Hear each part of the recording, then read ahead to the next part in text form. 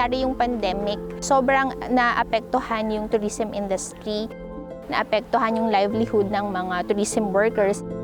Talagang umaray sila. Zero yung kanilang income. Nung nag-pandemic, tumigil ang lahat.